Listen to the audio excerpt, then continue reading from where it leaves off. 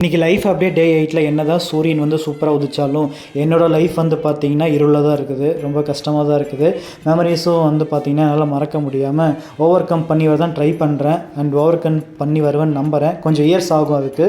So அதனால் வந்து morning சீக்கிரமாக எழுந்திரிச்சு டீ குடிச்சிட்டு வீட்டுக்கு தண்ணி கொண்டு வந்தாங்க. தண்ணி கொண்டு டீ குடிச்சிட்டேன். லைட்டாக பசி எடுத்துச்சேன்னு வந்து பார்த்திங்கன்னா அவல் சாப்பிட்டேங்க. சிவப்பு அவல் வந்து ஊற வச்சு நாட்டு சக்கரை முந்திரி எல்லாம் போட்டு சாப்பிட்டோம். இன்றைக்கி ஏன் சீக்கிரம் சாப்பிட்டு கிளம்புறேன்னா இன்றைக்கி வந்து சம்பள நாள். ஓகேங்களா?